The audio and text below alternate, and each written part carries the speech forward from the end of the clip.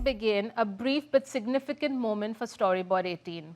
As we prepare for the first ever Storyboard 18 Awards for Creativity, we're unveiling our grand jury, a collective that captures the depth of India's creative, cultural, and brand leadership.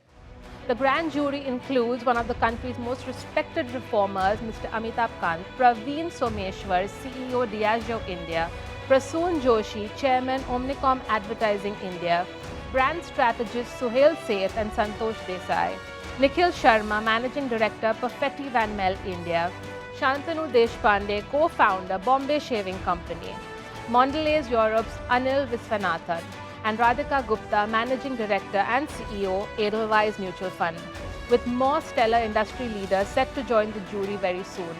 A jury that understands not just creativity, but what makes ideas endure. And that idea of what lasts and what fades is exactly where today's conversation begins. Let's start with a simple test. Think of an ad that made an impression or moved you this month. If you're struggling to remember one, that's probably not surprising. Now think of an ad from your childhood. That's much easier, isn't it? We're creating more than ever before, but remembering less and less. AI writes scripts in seconds, algorithms optimize everything, campaigns launch and disappear overnight. So where does that leave human creativity? Is it losing its soul or finding new wings? What do we keep in memory and what do we forget? Today on Storyboard 18, we talk about what we've lost, what we've gained, and what really matters going forward with Neville Shah, Chief Creative Officer at Kinect, Binaifer Dulani, Founding Partner at Talented, Ashish Khazanchi, Managing Partner Enormous, and Sachin Kamble, Chief Creative Officer, Leo India, joining Storyboard 18, Sakshi Dhingra, in the studio to unravel what makes creativity truly stick. Let's dive in. Let's jog our muscle memory here. Remember those ads back then we grew up with? I would like to start with you, Binaifer. What was the ad like? So if I have to go back to ads that I grew up with, for a lot of the young viewers, I think it's important to call out that was a pre-algorithm world and your personal feeds did not dictate what you watched. And therefore, a lot of ads that I remember them because of one reason, and that is everyone sat together in front of their television and communal exposure made sure that it stuck. So I know Vico turmeric, nahi cosmetic, and I remember jalebi. And I think I remember them primarily because of the fact that there were no personal feeds and there wasn't an algorithm deciding what I watched. So I think the repeated exposure is the biggest reason why I can say these out of memory right now unaided. But I feel an ad that, despite the exposure, an ad that really got me interested in the profession of advertising was Dobara Mat Puchna, because it feels like it did what great advertising should, right? It was pure stickiness. Ashish, what about you? I'll go to the ads that I often reference, whenever we are trying to solve a problem, whenever we start. For me, one of the biggest one is Kelvinator, the coolest one. Right, so the dentures, so the Kelvinator, the door opens and the dentures automatically start chattering. Was seminal for me because it may be, for people, it's an easy ad, but the context, the way white goods were advertised all upon that, up to that time, there was only logic, there was only rationale, there was only selling. This one came in and it recognized the fact that fridge is nothing but a Thandi Almari. And in the Thandi Almari, which one is the coldest? So that's an ad that has always stayed with me. And of course, some of the very popular ones like Happy Dent and of course, washing powder, Nirma, many such. It will not stop. This show can be 48 minutes long if we just go back. But there's tons, no? I mean, जब मैं छोटा लड़का था, बड़ी शरारत करता था. There's a lot. There's Philips, there's all of that. But it was not always a jingle, right? It also was a punchline, or if it was one black coffee, please, for that Ericsson phone. Before I had joined advertising, this just before maybe, or I had started, but it was still great. But kuch log sumo chalate hain, for example, it's just what it is. But so to me, I feel what really worked for all of us was, it was actually the one thing that people watched collectively. Otherwise, you were always watching what you wanted to watch on TV. So, for example, if it was a TV serial, not necessarily everyone in the house was interested in that TV serial, but the ad made everyone stop doing whatever it is that they were doing and made you just look up, because it was either funny, it was either something you've heard again and again, either it was something that was a sing-along, it was, I mean, mine was weird. Mom used to tell me I didn't watch the cartoons, I watched the ads, which was weird. But yeah, so I think it's all over the place. You had time to let it establish, to let it stay with you for a bit, and literally get into your system, so you enjoyed it even more. That's really, I think, why we remember it. And it's literally like RAM. You can just pull it out and it'll just Totally. work. There was a visual that came into my mind, and you know, it is amazing. Having said that, so we've spoken about then, we talk about now, like today. What is that one ad that you've seen in recent times, perhaps a year ago, where you said, "Ye badhiya hai, ye dekha kya?" Flower is Zira, yeah. I mean, if we have to talk about it. I think there is a lot of great work that does happen across the board. Some 6-8 months ago, I think the Adidas film that Mayuresh had done, Mayuresh and the team had done at Neo was really good. I think if I have to praise our work personally, Sasa Lele was something that everyone here has complimented us on. There's constantly great work that is happening. It's just that the duration that it's allowed to be not on air really, but in the ecosystem or in the zeitgeist for is far lesser than what it is. I mean, and also we were just talking about it, that our turnaround times to briefs to almost executions are days, if not hours, that we're working with. Over here only we have campaigns that if I just say the words, you are like, oh yeah, that was good. Oh yeah, that was good. Oh yeah, that was good. I think the real test is to see, does it actually percolate into people as much as it has among the marketing folk. And I think that's just a virtue of time. I'd like to stay with you for this. You mentioned that, the duration, things took time from, brainstorming to brief to pitching to finally execution. AI has changed things. So when is the time where you realized, I could cut short the process, and where does AI really fit in? I don't think AI is going to replace creativity. Everything today that AI does is referential. What you can use AI for really well is to speed up anything that is administrative, anything that is laboriously taxing but not necessarily creative. For example, adapts. Adapts can be done. It will give you really good options based off of what you've actually done as a base creative. And that is the job that used to take really long. When I started, it was difficult to even really search images on the internet. You had to look in magazines and then cut it together, photocopy it and then put those magazines back and stuff like that. But today you can generate an image on AI really quickly, but it's representational only. But Correct. Still, someone has to put that prompt. There is a crocodile typing on a typewriter. Someone has to have thought of the idea that there is a crocodile typing on the typewriter.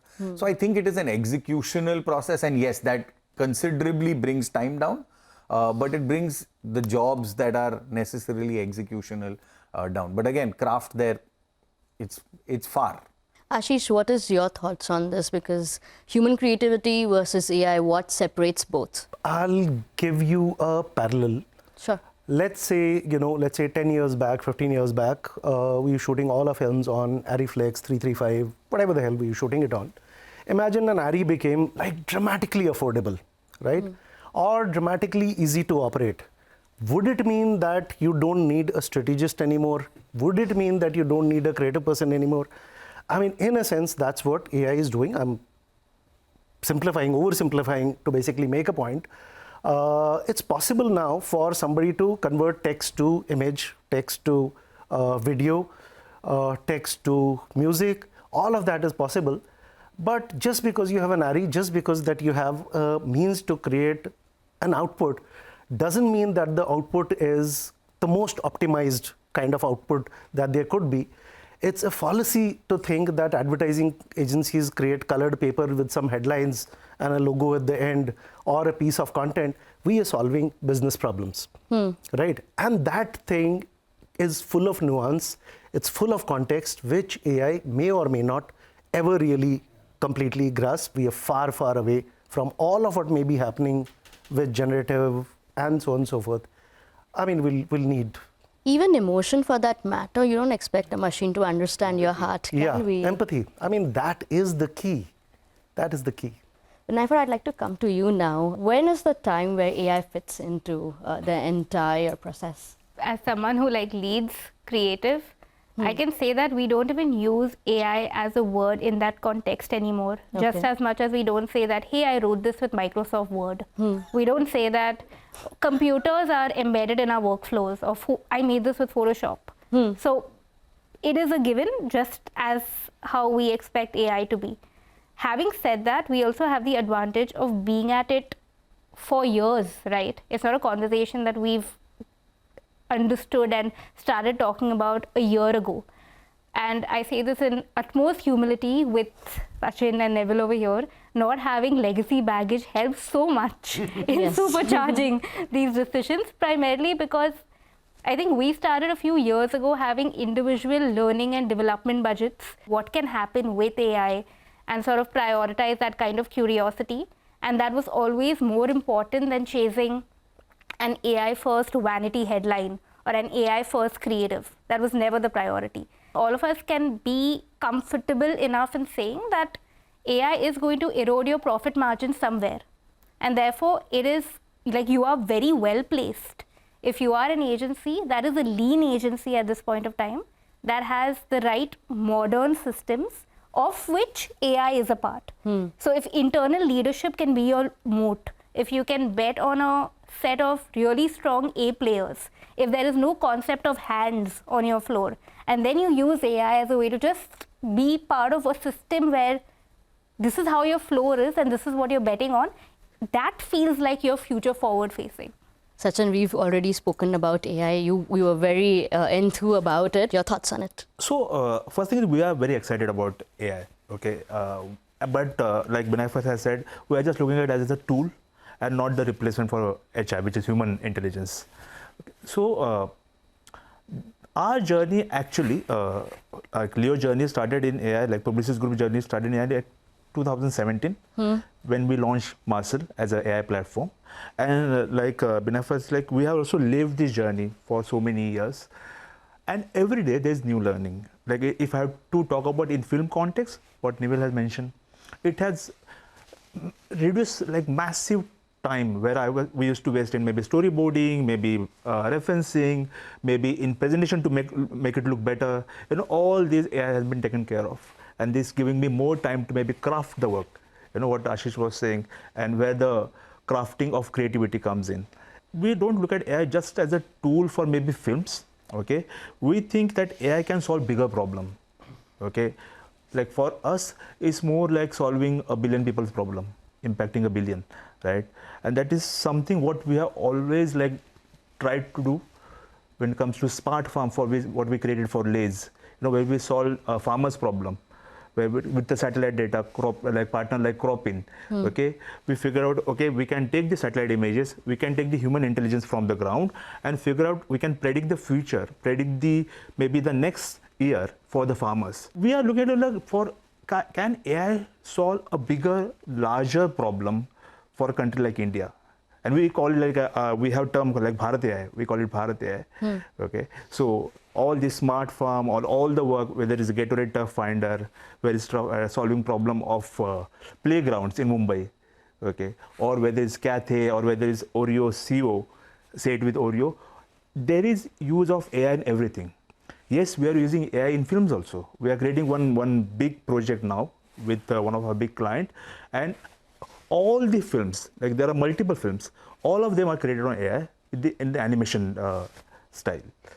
So yes, it's everywhere, but it should not be limited only at that execution tool. Let's get into a situation where we possibly would have not been, but the campaign did well, massive sales, but people ended up forgetting about it in a few weeks' time.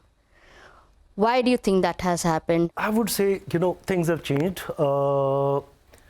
To to optimize a campaign for posterity, I think would mostly be a vanity metric, right? I don't think we can work on campaigns or marketing briefs the way that we used to back in the day. It creates a ripple, it creates a resonance, is more than what you can mostly ask for these days. Like I spoke earlier, I mean, I'm often credited with one of the campaigns, and I'll not do it because it look like I'm plugging. There is a campaign that I did, and it ran for like nearly 2 decades. I worked on that for only 2 years. It was the client and his farsightedness that they'll stay with this campaign and they'll keep on running this year after year after year. People haven't gotten bored. We as marketeers may have gotten bored. And that's a campaign that you just have to name a word and people will replay it back to you. Yeah. It was not what happened in the 2 years that I worked on it. It is what happened on it 17 years subsequently. We don't have that luxury anymore. That's number one. We don't have the kind of repetition that used to happen earlier. Secondly, now you're competing with attention from so many things, right? If you're glued to one screen and you're not even talking about 2 screens, there is so much that is coming at you. And my biggest thing that I rue the most is that half of these people would otherwise have been in advertising. Our advertising would have been so much better. If you created something that can be consistently built upon the next year or the year after that, I think you're in a spectacular space. Just to add to what Ashish was saying, I think you have to look at it in the context of generations. You're talking about work that lasts a lifetime. The question is whose lifetime, right? For example, for us, he referenced Dood, Dood, Dood, Dood. All of us played the ad in our heads. Yes. All of us sang it through. But the fact that he himself had to show it to a bunch of Gen Zers in his office, the people in his team, means they've never seen it. They've never heard of it. They've never and it's never going to be something that's referenced within their lives. If they went home and told their older siblings or their parents or something, they'll be like, oh yeah, that was an ad in our time or something like that. But the reference of it is always going to be that. You have to understand the context of where we are, and within that, are we creating work that creates ripples, or like resonance or whatever it is that is the metric that you're looking for. And I think to answer the question the way you asked it, if the sales did well, if the business did well, and people forgot about the campaign, I genuinely think it'll upset us only. It's not going to upset anybody else, because everybody else is going to be thrilled that the business did well, because that's the task. One subtext to this also comes to the fact to where you started, right? Is it successful if it didn't work after 2 weeks, so on and so forth. We are all creators, we are also all service providers. There's also a sense of, do you want this to last 10 years or do you want this to meet today's requirements? Right. I think the bigger danger that lies within the agency ecosystem is the idea that an agency believes that all of a brand's needs or different kinds of brands' needs can happen here at my shop itself, which cannot happen. There is an advertising trained mindset that will be very good at craft and eloquence and something that can be your moat for years to come. And there's a very different kind of creator energy that you need. And the speed and culture at which that needs to thrive and live is very different. Before I let you go, tell me about an old ad that you would want to make. I think Kelvinator, again, like, one of my super favorite examples of all time, and the bravery of, bless his soul, Piyush. He showed the way time and again and again. He showed people how it could be done, white goods advertising, the way it could be reinterpreted in the way that actually spoke to people, and didn't just put a brochure, a beautiful looking brochure in front of people. The only issue, and I can only say this now because later years even I was working on at least some part of it. I think the issue with that campaign was that it lived only maybe 2 seasons. The second season didn't work out that very well, and like it happens with a lot of campaigns who don't work. Then we went to something else. I wish that was a campaign that was kept alive with more exciting kind of renditions. They kept on doing this with, like, for example, with Zuzu's for an umpteen number of years till it actually ran out of juice. That was a campaign I think had a fair amount of still a lot of power. Wonderful. I mean, he spoke to the absolute primal instinct amongst people and sold the product super well. Yeah. Sachin, what about you if you had to redo the ad again? See, personally, I don't want to touch this old gold. Okay. Yeah, it is gold. Yeah, but if and something will be interesting to see, creating Lalita ji as a character in today's world. You know, Surf की समझदारी में खरीदारी है, खरीदारी में ही, Surf की खरीदारी में ही समझदारी है. You So know, it's not that memorable actually. but with this clutter and with all this information which is throwing at you at so many times and like in so many channels and all, okay, it will be challenging. It will be interesting to see if you have to create character like Lalita ji, then what will be that person and how it can be memorable, like what it used to be. Especially for an audience like today. Yeah. Binaifer, what about you? My colleague actually did, and I think it's a very fine example of like a recreation that's happened. The Cadbury ad with the men's cricket team. Yes. She did a gender role reversal with Yeah. the female cricket team and a male ally. So that's one of my favorite pieces that a colleague has done. Talk about gender sensitization and diversity. Neville, over to you. I was going to talk about exactly that. I was at Ogilvy when it happened and we were like, wow, that's very well done. Before that, there was also Bajaj that redid it. Hamara Bajaj modernized itself. Yeah. So my thing in this is that I think there are limited number of stories that we can tell in advertising. And within those, I think we've told them and retold them a million times, whether it is with little thing. I don't think I would like to recreate anything. I just wish I had made a lot of those. I think the Fevicol work, I think if I could do that, the Fisherman Feviquick film, that just the simplicity of that premise and that joke is just too good. Like that is something that I definitely would like to do, and I think a lot of the Cadbury work. I was fortunate enough to work on that brand for a while, but some of the old Cadbury work really stunning. I would like to thank you for your Thank time, you so and it very has been a fun conversation. So thank you. Thank you. Thank you. Thank you for having us.